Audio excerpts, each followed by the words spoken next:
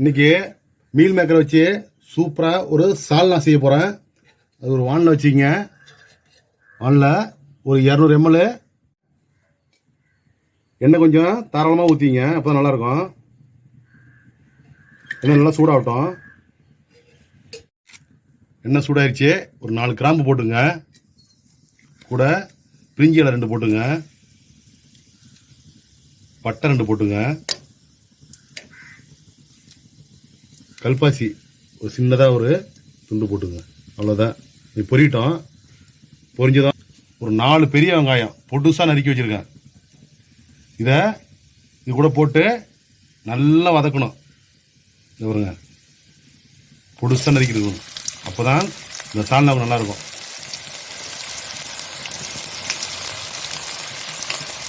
அனி நல்லா வதங்கி வருது பாருங்க. ஒரு 2 டீஸ்பூன் அளவுக்கு இஞ்சி பூண்டு பேஸ்ட்டு இது கூட போட்டுங்க.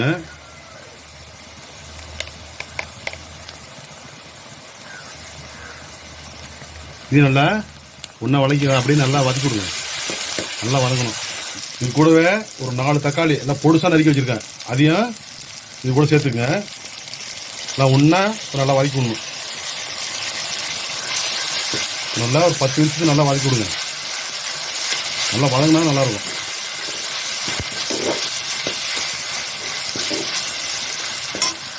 இது கூடவே கல்லுப்பு கொஞ்சம் போட்டுங்க. நல்லா வதக்கி விடுங்க. கல் போட்டால் சீக்கிரம் நல்லா வதங்கும். குருமா கடைசியாக ரெடி பண்ணும்போது பார்த்துக்கிட்டு போட்டுக்கலாம். உப்பு பத்தலைன்னா அப்புறம் போட்டுக்கலாம். இது அப்படியே கொஞ்சம் நேரம் வதங்கிட்டோம். அதுக்குள்ளே இந்த தேங்காய், இந்த முந்திரி பருப்பு, இந்த சின்ன வெங்காயம்லாம் சேர்த்து பேஸ்ட்டாக அரைச்சிக்குவோம். ஒரு மிக்சி ஜார் எடுத்துங்க. அதில் ஒரு 200 கிராம் சின்ன வெங்காயத்தை போட்டிங்க. ஒரு 10-15 முந்திரி பருப்பு இருங்க ஊற வச்சுருக்கேன். இதையும் ஒன்று கூட ஒட்டா சேர்த்துக்குங்க. ஒரு 1 டீஸ்பூன் அளவுக்கு சோம்பு அதையும் இதை சேர்த்துக்குங்க. இது கூடவே ஒரு அரை மூடி அளவுக்கு தேங்காய் பத்தை கீறி வச்சுருக்கேன். அதையும் ஒன்றா சேர்த்துக்குங்க. இது எல்லாத்தையும் பேஸ்ட் பார்த்துக்கு அரைச்சிக்கணும். லைட்டாக தண்ணி ஊற்றி ரொம்ப தண்ணி ஆகிடக்கூடாது. பேஸ்ட் மாரி நல்லா அரைச்சிக்கணும். நல்லா மையாக அரைச்சிக்கணும். பாருங்க, வெங்காயம் தக்காளி நல்லா வதங்கிச்சு பாருங்கள். இப்போ ஒரு கைப்பிடி அளவு புதினா. இந்த புதினா சேர்த்தா தான் இந்த சால்னா நல்லாயிருக்கும். இதையும் போட்டு நல்லா வதக்கிங்க.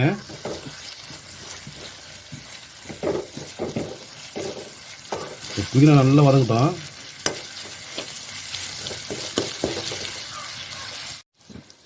இந்த நேரத்தில் நல்லா வதங்கிட்டு பாருங்க. இப்போ இந்த மசாலாலாம் சேர்த்துக்குவோம். 1 டீஸ்பூனு காரப்பொடி போட்டுக்குவோம். ஒரு 1.5 டீஸ்பூன் அளவுக்கு மல்லித்தூள் போட்டுக்குவோம்.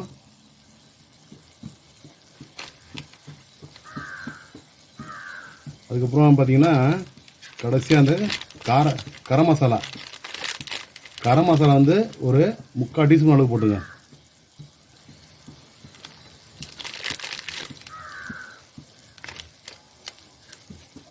ஒரு 1/2 டீஸ்பூனு மஞ்சத்தூள் போட்டுங்க.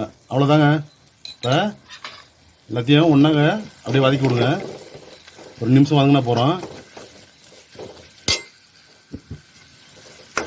இந்த சால்னா வந்து பார்த்திங்கன்னா இந்த தோசை, அப்புறம் பார்த்திங்கன்னா சப்பாத்தி, இட்லி, இதுக்கு எல்லாத்துக்கும் சூப்பராக இருக்குங்க. இந்த மீல் மேக்கரில் சால்னா வச்சு பாருங்கள். சூப்பராக இருக்கும். நல்லா டேஸ்ட்டாக சாப்பிட்றதுக்கு நல்லாயிருக்கும். இது கூடவே அரைச்சி வச்சுக்கிற இந்த தேங்காய், முந்திரி, இந்த சோம்புலாம் இருக்கு பார்த்தீங்களா, அதை அப்படியே இதை ஒன்றா கலந்துக்குங்க. இந்த மையாக அரைச்சிருக்கணும். அப்போ தான் நல்லாயிருக்கும். குறப்பாக அரைக்கக்கூடாது. இது நல்லா ஊற்றி நல்லா கிண்டி விடுங்க. ஜாரில் தண்ணி கொஞ்சம் ஊற்றி ஒன்றா அப்படியே கலந்து விட்ருங்க. ஏற்கனவே உப்பு போட்டிருக்கோம். உப்பு இல்லைன்னா பார்த்துட்டு போட்டுக்கலாம். ஒரு 10 நிமிஷம் அப்படியே கொதிக்கட்டும். இப்போ திக்காக வேணா அப்படியே விட்டுருங்க. கொஞ்சம் மீடியமாக இருக்கணும்னா கொஞ்சம் தண்ணி வேணா சேர்த்துக்கலாம். எல்லாம் எப்படி இருக்கு பாருங்க, அப்படியே திக்காக இருக்கு பாருங்கள். இந்த தேங்காய், முந்திரி பருப்பாக அரைச்சி ஊற்றுனால இந்த சால் நல்லா திக்காக நல்லா டேஸ்ட்டாக இருக்கும். மீல் மேக்கரு ஒரு 1/4 கிலோ எடுத்து ஒரு மணி நேரம் ஊறி நல்லா தண்ணியெலாம் புழிஞ்சிட்டு வச்சுருக்கேன். இது கூட சேர்த்துக்குவோம். நல்லா கொதி வந்துச்சு பாருங்க. நல்லா குருமா ரெடி ஆகிடுச்சு. இந்த நேரத்தில் இதை ஒன்றா சேர்த்துக்குவோம். ஒரு 10 நிமிஷம் அப்படி நல்லா கொதிச்சு ரெடி ஆகட்டும். சன்னா 2 நாள் பக்காவாக இருக்கு பாருங்க. நல்லா திக்கா சூப்பராக வந்துருக்கு பார்த்தீங்களா. மீல் மேக்கர் சால்னா ரெடி ஆகிடுச்சு பாருங்க. இறக்க போகிற நேரத்தில் ஒரு 4 சொட்டு லெமனை புழிஞ்சு விடுங்க. நல்லா புளிப்பு சுவையாக நல்லா டேஸ்ட்டாக இருக்கும். ரொம்ப வேணாம், ஒரு 4 சொட்டு போட்டால் போகிறோம். அவ்வளோதாங்க. கடைசியாக இறக்க போகிற நேரத்தில் கொத்தமல்லி தழை போட்டு அப்படியே இறக்கிட வேண்டியதான்.